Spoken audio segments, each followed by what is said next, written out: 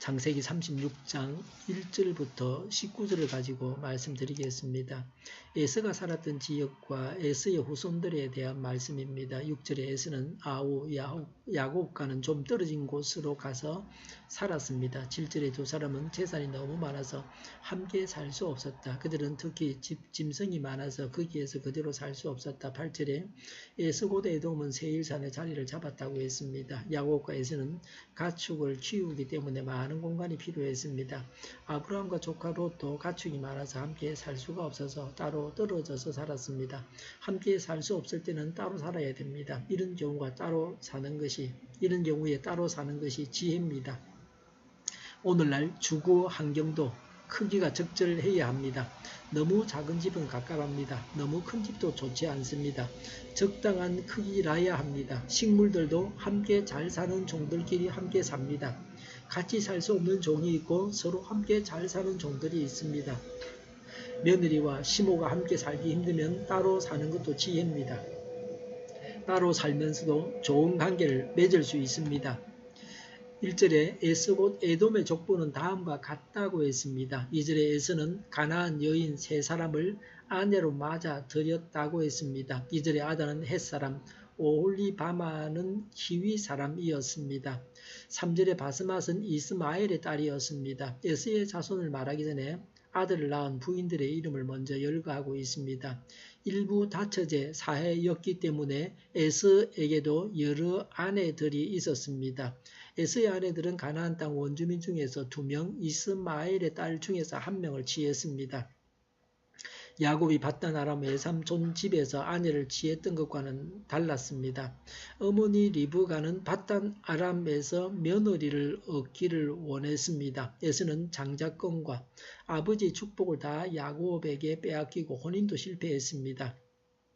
4절에 아다는 엘리바스를 낳고 바스맛은 로웨를 낳고 5절에 오홀리바마는 여호수와 얄람과 고라를 낳았다. 이들은 에서의 아들인데 에서가 가나안 땅에서 얻은 아들들이다 라고 했습니다. 에서의 아들은 5명이었습니다. 에서도 번성하는 것처럼 보입니다. 부인도 많고 아들들도 많았습니다. 하나님의 선택을 받지 못했지만 야곱과 비슷하게 잘 되는 것처럼 보입니다.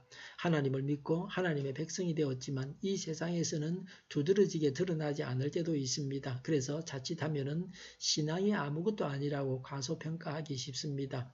교회 다니고 헌금하고 기도하고 묵상하는 것이 중요하지 않다고 생각하기 쉽습니다. 우리는 신앙생활이 중요함을 알고 신앙으로 살아가야 합니다. 신앙생활에 열심을 내야 합니다. 신앙이 눈에 안 보인다고 소홀하게 생각해서는 안 됩니다. 지금은 믿음이 별로 중요하지 않다고 생각되어도 많은 세월이 지나가 보면 확실해집니다. 지금 이스라엘은 에돔과 비교할 수 없을 만큼 번성합니다.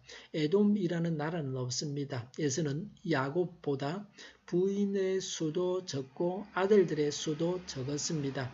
하나님께서 야곱에게 복을 주셨다는 것을 그 당대에도 알 수 있었습니다.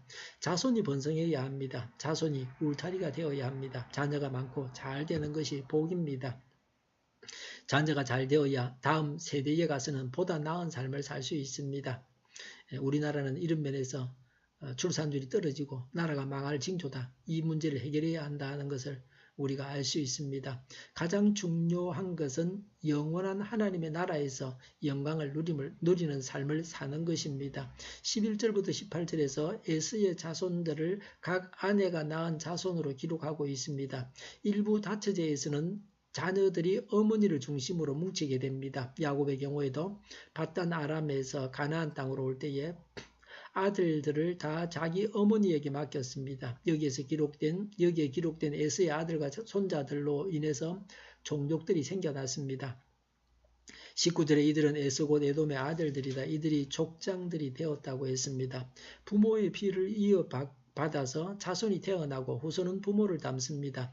영적으로도 피양육자는 양육자를 닮습니다. 그래서 양육자는 바르게 살아야 합니다. 성숙해야 합니다. 교회에서는 먼저 믿는 자, 직분자들이 잘해야 합니다. 생명은 계속해서 낳습니다. 그래서 자손이 번성하게 됩니다. 전도해서 생명을 낳아야 합니다. 이 땅을 지혜롭게 살아가야 합니다.